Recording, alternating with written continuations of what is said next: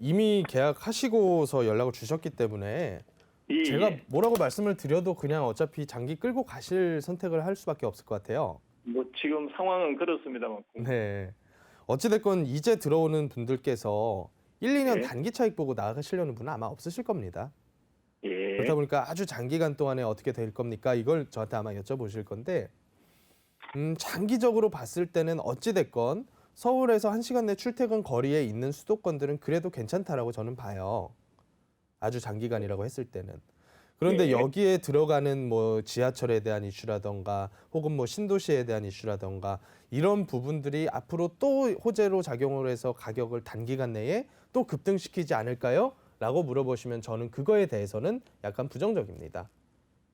음, 그러니까 종합적으로 말씀을 드리면 단기간 동안에는 어쩔 수가 없어요. 지금 분위기가 아까 시청자님께서도 말씀을 하셨잖아요. 여러 가지 이유입니다. 뭐 매수 심리가 지금 약간 주춤하는 이유에 대해서는 뭐 금융시장 상황도 얘기를 할 수가 있겠고요. 또 아니면 최근에 이제 실거래가 허위 조작 뭐 이런 얘기도 할 수가 있겠고요. 많은 이유가 예, 지금 약간 매수 심리를 주춤하게 하고 있기는 해요. 네, 근데 네. 그렇다고 해서 갑자기 매수인들이 아파트에 대한 관심을 뚝 끊고 또 매도인들은 갑자기 급매로 물건을 확 내놓고 이런 일은 발생하지 않을 거예요. 아까 전에 방금 전 상담자분 말씀 혹시 들으셨나요? 예, 그 목동 하나 창동, 삼성동 하나 아파트를 가지고 계시는 분. 목동, 예, 예, 네. 삼성동. 그분 말씀 드렸다시피 팔려고 내놨더니 양도세가 7, 8억 계산돼요. 어떻게 팝니까? 그러니까 다주택자 분들 중에서도 그런 분들 많으시거든요. 그러니까 매물 급속도로 많이 나오면서 어떻게 시장이 폭락 주저앉을 거다? 이런 전망은 좀 하기 힘들 것 같아요. 그렇지만 장기간 동안으로 봤을 때는 그러니까 앞으로 뭐 3, 4년, 4, 5년을 봤을 때는 또다시 한번 폭등하기에는 너무 힘든 상황이다라고는 저는 개인적으로 생각을 합니다. 그러면 3, 네. 4년까지는 이게 뭐 가격 상승하기 어렵다. 일단은 지금 상황만 봐서는 그러는데요. 예, 시청자님 따님이라고 하셨잖아요. 따님 예, 뭐 명의라고 하셨죠. 자녀 명의로 한 거. 그러면 지금 따님이 일단은 들어가 살 계획을 짜셔야 될 것 같아요. 예, 그래야지 적어도 나중에 가격 올라서 팔 생각 있으실 때 비과세를 받을 수 있으니까. 예, 예, 예. 그래서 저는 이런 물건들 최근에 매수하신 분들은 네, 단기간에 뭐 빨리 팔아버려야겠다 이런 계획보다는 앞으로 예. 그냥 10년 동안 끌고 간다라고 감안하고서 그냥 끌고 가셔라라고 말씀을 많이 드립니다. 음, 특히나 보유세에 대한 문제 없으시다면 뭐 그런 거는 걱정 음, 없어요. 그런 거 걱정 없으시면 가격 떨어져 봤자 시청자님이 크게 타격 입을 거 없어요. 어, 그래봤자 어느 정도 시간 크게, 지나면 올라갈 거니까. 크게 하락할 그런 리스크는 크지 않다, 뭐 이런 말씀이세요? 하락이라고 하는 거에 대한 정의를 네, 어떤 분들은 10%만 빠져도 하락이라고 하고요. 또 누구는 예, 반토막 이상 가야 하락이라고 얘기를 해요. 근데 여태까지 역사상으로 봤을 때는 장기간 3, 4년, 4, 5년 동안 한 30% 정도 조정되면 그게 조정의 끝이었었어요. 어, 그리고 나서 다시 올랐기 때문에 저는 장기간 끌고 가면 어차피 가격은 올라 있을 거다. 이렇게 네, 말씀드릴 수가 있는 거죠. 예, 예. 하락이 없을 거다. 뭐 이렇게 얘기를 하는 게 아니라. 음, 그러면 한 가지만 더 여쭤봐도 돼요? 예, 말씀하시죠.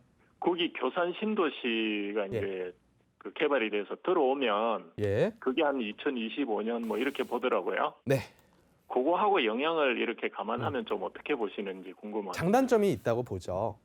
교산이 들어오면서 좋아질 때들 중에 하나가 이쪽에 있는 하남 구도심 쪽이 일부는 좋아질 가능성이 저는 있다고 봐요.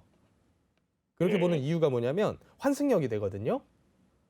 그렇다 보니까 이쪽 일대의 상권이 꽤나 커질 가능성이 있고 또 세대수가 음, 만만한 세대수는 아니거든요. 예, 예, 그리고 어떻게 보면 여기가 하남시의 거의 끝자락에 가까웠었는데 옆에 있었던 빈 땅이 그래도 주거지로서 확 개발이 되게 되면 활력이 좀 예, 돌겠죠. 예, 근데 또 반대로 생각을 해보면 공급되는 그 대상들이 아파트란 말이에요.